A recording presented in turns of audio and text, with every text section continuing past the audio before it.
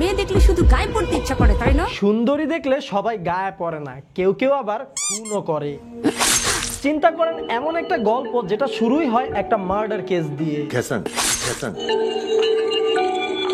আর তারপরই খুন হতে থাকে শহরের একের পর এক মেয়েরা, শুধুমাত্র সুন্দরী মেয়েরা। সুন্দরী এবং প্রতিষ্ঠিত মেয়েদেরকে খুন করছে। সুন্দরের প্রতি এত অনীহা কেন বলো তো তোমার? অপরাধীর অস্ত্রটাও কিন্তু ইউনিক, একটা কাঁচি, তাও আস্তা কাঁচি না, অর্ধেক কাঁচি। খুন করার হাতিয়ার হিসেবে সে কেচি ব্যবহার করছে। এই অস্ত্রটি দিয়ে একই ভাবে সবগুলো খুন করা হয়, জাস্ট একটা pose R the in.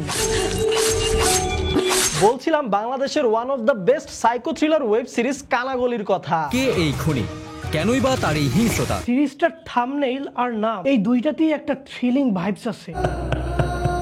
South Indian blockbuster Ratsasan সিনেমাটি তো কম বেশি আমরা সবাই দেখেছি।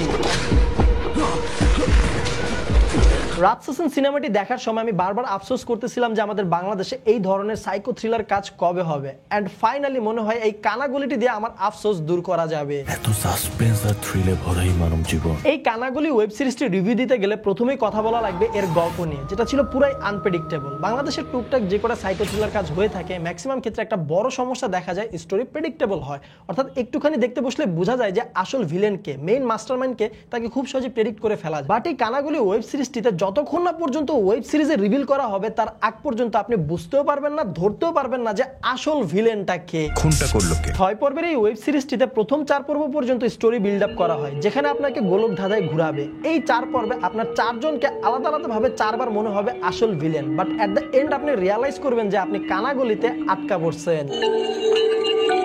5 নং এপিসোডে টুইস্ট রিভিল করা হয় আর 6 নং এপিসোডে ফিনিশিং, বাট শেষ হইয়াও হইল না শেষ। ওয়েব সিরিজটির গল্পে একটি প্লটের সাথে আরেকটি প্লটের কানেকশন খুব দারুণভাবে করা হয়েছে। প্রথমে অনেকগুলো বিশৃঙ্খল ঘটনা এলোমেলো ভাবে আপনার দিকে ছুঁড়ে মারবে, যা আপনাকে একটা হিজিবিজি অবস্থায় ফালায়া দিবে।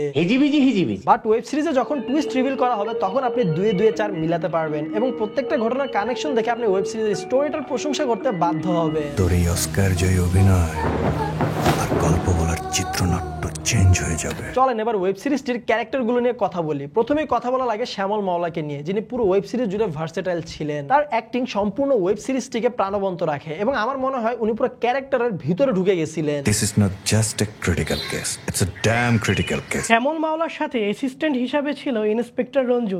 দুইজনের কেমিস্ট্রি বেশ জমজমাট ছিল। স্যার, এই কেসে আমি আপনাকে অ্যাসিস্ট করছি।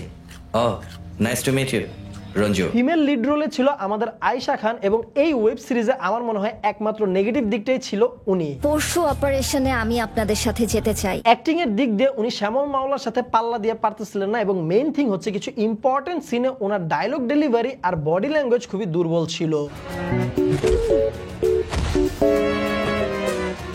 এছাড়াও গল্পে আয়েশা খানের এন্ট্রি ছিল একদমই টিপিক্যাল আর অপ্রয়োজনীয় ভাবে। Wow, what a dialogue.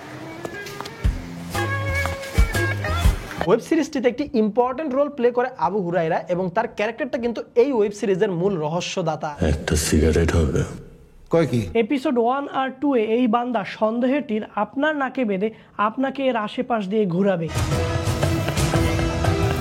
এত সাসপেন্স আর থ্রিলে ভরাই মানব জীবন। একটি ভিকটিমের রোল প্লে করে কাজী নওশাবা। দীর্ঘদিন পর তাকে অন স্ক্রিনে দেখে বেশ ভালোই লাগে। আপনি আপনার ফাইনাল স্ক্রিপ্টটা নিয়ে আমার বাসায় চলে আসেন। এবার কথা বলবো এই ওয়েব সিরিজটির দুটি ইম্পর্টেন্ট ক্যারেক্টারকে নিয়ে। না, দুইটি না, একটি। এই ওয়েব সিরিজের মেইন ভিলেন। কি স্পয়লার দিয়ে দিব মনে হচ্ছে? না, স্পয়লার দিব না। চলেন আগে আমরা ছোট ক্যারেক্টারটা নিয়ে কথা বলি। 10 বছরের একটা বাচ্চা, 10 বছর বয়সী ছেলের হাতে খুন হন। এই বাচ্চাটিকে মূলত এক্সপ্রেশন আর রিয়াকশন দিয়ে খেলানো হয়। এত ছোট একটা বাচ্চার কাছ থেকে এত দুর্দান্ত এক্সপ্রেশন বেসড অ্যাক্টিং বের করে আনাটা আমার কাছে মনে হয় না মোটেও সহজ কাজ ছিল। ছোটবেলার গোখরা বড় হয়ে অ্যানাগোন্ডা হয়ে যায়। আমি আপনি সবাই খুনি। এই জায়গায় জাস্ট ভিলেনের আস্থানাটা দেখেন। প্রত্যেকটা এলিমেন্টস কতটা অর্গানাইজ ভাবে রাখা, পাশাপাশি কতটা ডিসেন্ট ভাবে সেট ডিজাইন করা হয়েছে। দেখেই বুঝা যাচ্ছে দীর্ঘদিন প্ল্যানিং করে এরকম একটা সেট সাজাইছে। পাশাপাশি কিন্তু সাইকো ভাইবস দেওয়ার জন্য পারফেক্ট একটা সেট। স্যার পাশাপাশি সেটের লাইটিং যে রেডিশ রাখা হয় আর ওয়ার্ম শ্যাডো পুরাই খাপে খাপ। মানে ও নিজের একটা সাইন ক্রিয়েট করতে চাচ্ছে। এবার কথা বলা লাগে এই ওয়েব সিরিজটির ডিরেক্টরকে নিয়ে। একদমই নতুন একজন ডিরেক্টর, নাম আহমেদ জিহাদ। বাট তার মেকিং দেখে মনে হয় নাই তিনি নতুন, তার মেকিং খুবই পরিপক্ক ছিল। এত ক্রিটিক্যাল একটা স্টোরিকে ভিজুয়ালাইজ করে কিন্তু মুখের কথা না, তিনি চমৎকার ভাবে কাজটা করছেন। ডিরেক্টরের পাশাপাশি প্রডিউসারকে একটা শাউট আউট দেওয়া লাগে, কারণ উনি একদম নতুন একজন ডিরেক্টরের উপর এতটা ভরসা করতে পারছে। এই ধরনের ক্রাইম থ্রিলার জনরার সাইকোপ্যাথ টাইপের কাজ বাংলাদেশে আরো অনেক হওয়া দরকার। তুই কি সাইকোপ্যাথের উপর আলাদা কোনো ইতিহাস রচনা করতে চাস? আমার মনে হয় ডিরেক্টর আহমেদ জিহাদ মুভি নিয়ে কাজ করলে আরো ভালো কিছু করতে পারবে। তার ওয়েব সিরিজের মেকিং যদি এরকম হয়ে থাকে তাহলে মুভির মেকিং তো আরো দুর্দান্ত হবেই। ডিরেক্টরের ক্রেডিট দিব। কানাগলি ওয়েব সিরিজটির বিজিএম এর কাজ দুর্দান্ত ছিল, স্পেশালি ইন্ট্রোতে যে বিজিএমটা ব্যবহার করা হয়েছে সেটা খুব দারুণ ছিল। ইন্ট্রোতে যে গ্রাফিক্স আর অ্যানিমেশনের কাজ করা হয়েছে সেটার প্রশংসা না করলেই নয়। ওয়েব সিরিজটির গল্পটি সম্পর্কে তো আপনাদেরকে আগেই বলেছি, তবে এই গল্পে কিন্তু বেশ চমৎকার কিছু ডায়লগ ছিল। কিছু ডায়লগ ছিল বিনোদন দেওয়ার মতো। তোরে সুধীর ভাই খোকনের মোটিভেশন দিতে বলছি। এই সুধীর ভাই খোকনকে চিনছেন?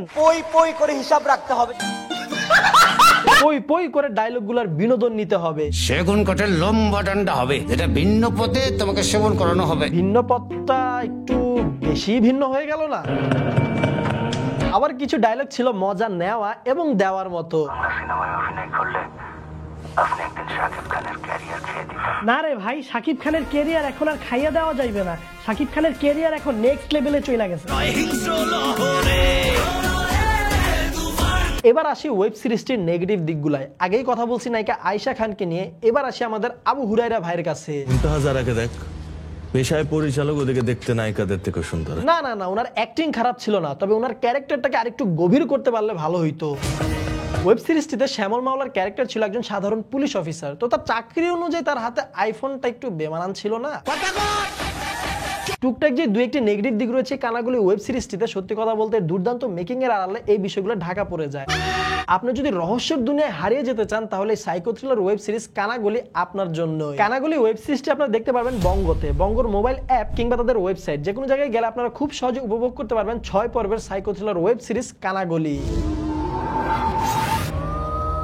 এছাড়াও আপনাদের সুবিধার্থে এই ভিডিওটির কমেন্ট বক্স এবং ডেসক্রিপশন বক্সে কিন্তু লিংক দেওয়া থাকবে। কি চাস তুই? So guys, that's all today. আশা করি ভিডিও আপনাদের কাছে ভালো লেগেছে। আর আপনারা কারা কারা ওয়েব সিরিজ কানাগলি দেখেছেন কমেন্ট বক্সে কিন্তু আপনাদের মতামত জানাতে ভুলবেন না যে আপনার কাছে ব্যক্তিগতভাবে কেমন লেগেছে। আর আমাদের ভিডিও যদি আপনার কাছে বেশি ভালো লাগে তাহলে আপনাদের মন থেকে, আপনাদের ভালোবাসা থেকে এই ভিডিওতে লাইক কমেন্ট শেয়ার করে দিন। আমাদের প্রথমবার দেখে থাকলে এখনই চ্যানেলটা সাবস্ক্রাইব করুন। না শুধু সাবস্ক্রাইব করলে হবে না, সাথে কিন্তু অবশ্যই অবশ্যই অবশ্যই পাশের ঘন্টাটাও বাজিয়ে দিবেন। ভিডিওটা এখানেই শেষ করছি, দেখা হবে সাথে পরবর্তী ভিডিওতে। Till then stay well, stay awesome, bye by.